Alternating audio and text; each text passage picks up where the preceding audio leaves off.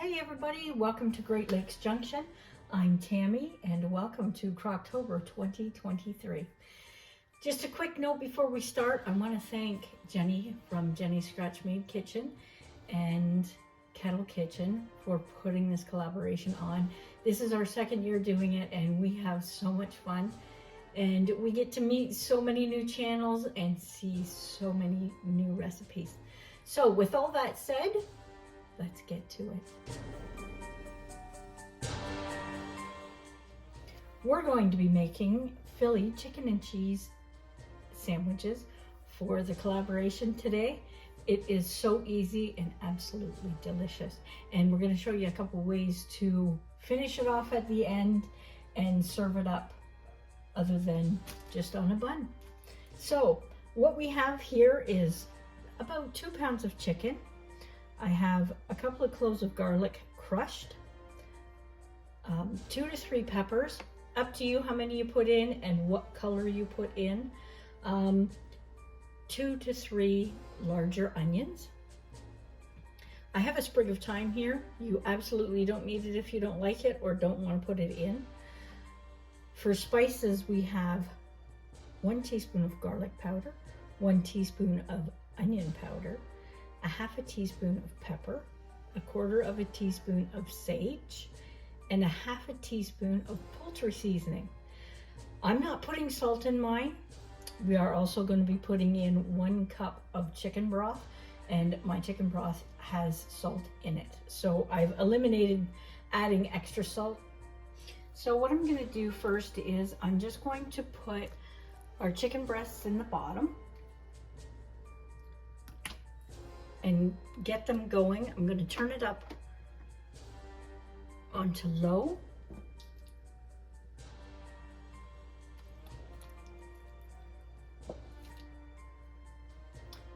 And we're just going to add, for now, our chicken broth. One thing I did do with the broth is I made it a little bit stronger than normal. So if you put in a teaspoon of powder, or if you're using better than bouillon, I put actually 1.5 to 2 teaspoons in 1 cup of water. So just because when you cook in a slow cooker, it creates a lot of water on its own, and you want that flavor to be strong enough. We're going to just mix our spices up a little bit and just shake it over top. Make sure everything gets covered evenly.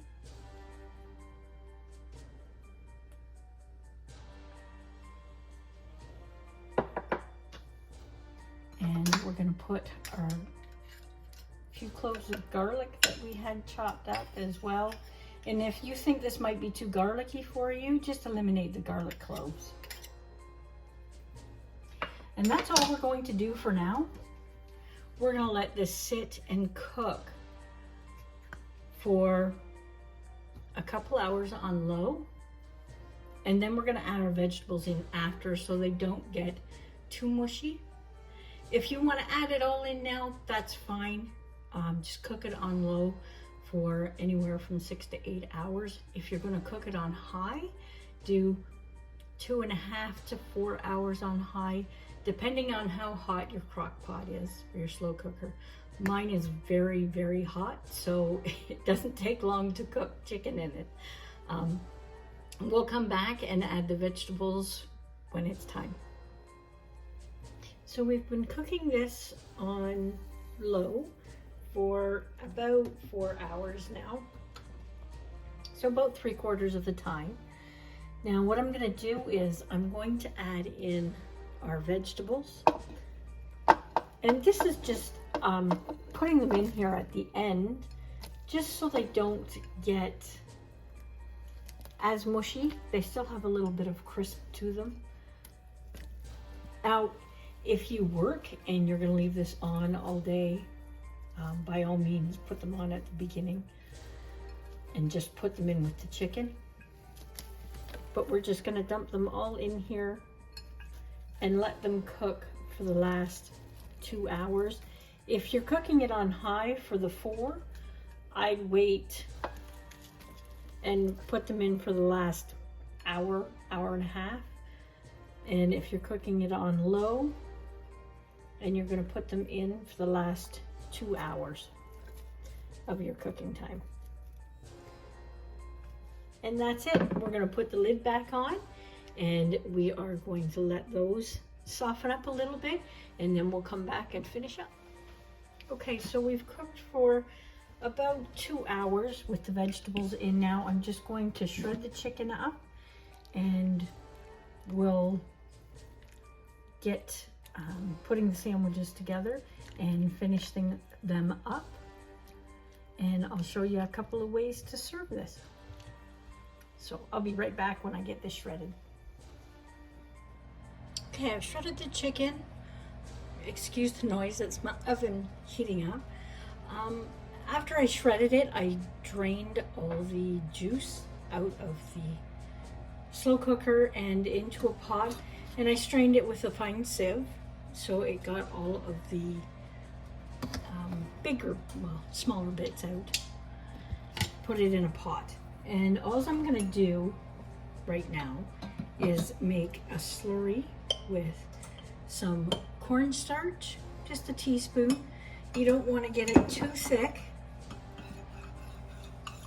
but you do want some of that juice to serve with. And there's still a little bit of juice left in the pot, so the chicken is not dry. And we're just going to put this on the stove, and we're going to let it heat up and thicken. Our first way of serving this up is in a rice bowl. So I have a little bit of rice here that I made up a while ago, and I'm just going to add some of the chicken and the vegetables in here in the rice bowl. If you're not feeling like having a sandwich or anything, this is a great alternative. And our juice is thickened up, so if you'd like, you can put some juice over top of that chicken. I didn't thicken it too much, just a tiny bit. So it's just like a Au Jus, but a little bit thicker.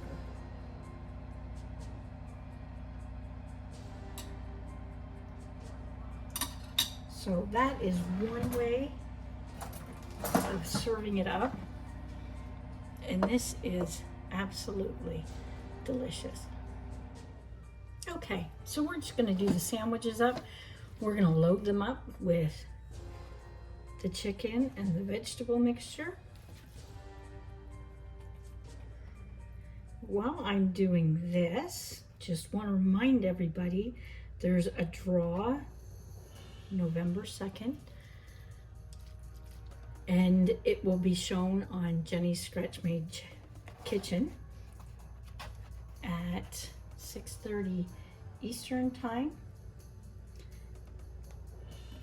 They're going to do a draw and a giveaway for the collaboration, and they're going to be doing random picker draw. So make sure you leave a comment down below so you'll be eligible for that draw.